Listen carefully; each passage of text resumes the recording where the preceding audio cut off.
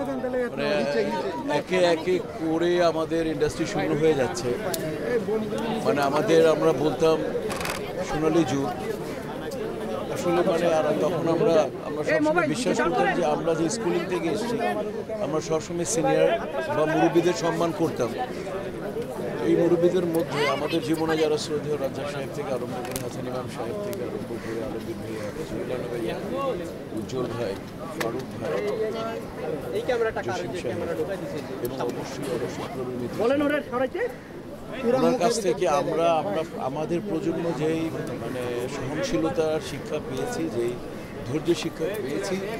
এখন তো আপনারা দেখেন যে শিল্পী বলতে আপনারা বোঝেন আমার থেকে ভালো যে শিল্পীর সংজ্ঞা কী হতে পারে। এখনকার আর আগের শিল্পীদের দেখবেন যে শিল্পী কাকে বলে। শিল্পী কেবলমাত্র তার ক্যারিয়ার দ্বারা, তার পারফরমেন্স দ্বারা কাজ করে খ্যাতি অর্জন করবে, এখানেই শেষ নয়।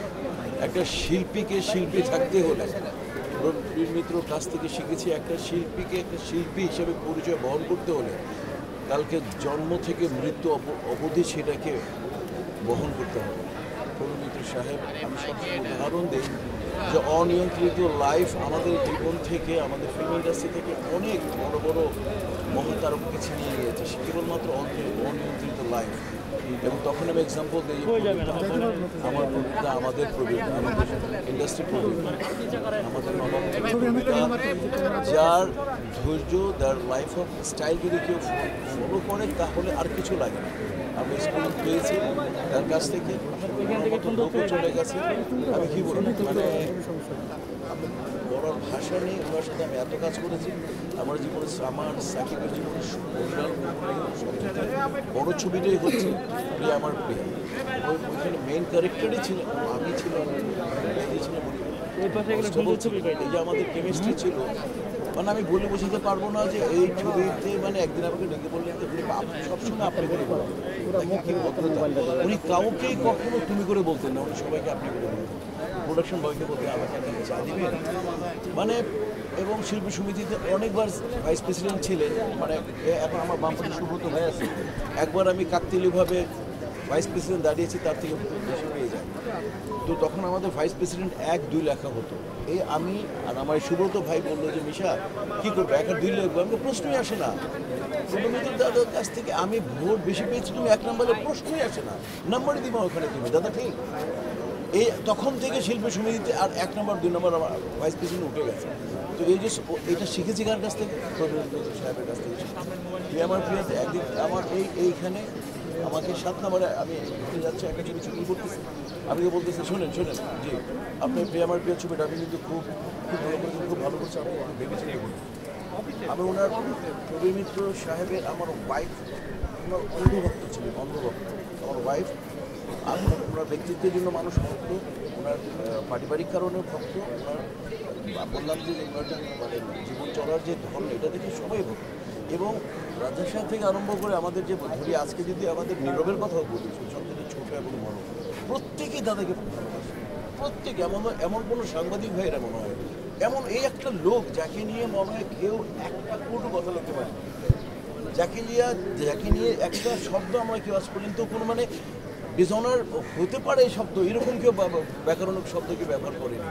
তা আমি মনে করি যে দাদা যেমন দুনিয়াতে এবং আল্লাহ এবং ওই ভাবের জন্য কী করেছেন আমরা সাক্ষী, ভালোবাসার সাক্ষী যদি হয় তাহলে উনি যদি আমরা বলি লাইলি মজনু, তাহলে আমি ওনাকে বলবো যে উনি কত বড় মজনু ছিলেন ভাবির ব্যাপারে আমরা জানি। অল্প কয়েকজনের সাথে উনি ক্লোজলি কথা বলতেন এবং ওইভাবেই তার ছেলেমেয়েরাও তার শিক্ষা এবং দীক্ষায় দীক্ষিত হয়ে প্রত্যেকটা ছেলে স্টাবলিশ, হাইলি এডুকেটেড, সবাই ভালো আছে। যে মিথুন তার বড় ছিল, আমাকে ফোন দিয়ে জানিয়েছে সবার ফোন করে কলকাতা বন্দরের সঙ্গে অনেকখানি ডুবে দিয়েছে, আমার হাত পা কাঁপতেছে এবং আমি ভয় শুনছিলাম। আমরা মিথুনই ফোন করলো না, আরেকজন ফোন করলো, মানে এখন তো আমাদের 2 দিন আগে অঞ্জনা বোমা মারা গেছে, মাথা ঠিক নাই, দেশ বিদেশ থেকে ফোন। এবং আপনাদেরকে বলি আর এখন ট্রোলের যোগ, কিছু ট্রোল হয়ে যায়, মানে আমি ভয়। তারপর দেখলাম যে না ঠিক আছে, তার আবার নাম্বার চেপে দেখলাম না মিথুন আঙ্কালই ফোন দিয়েছে।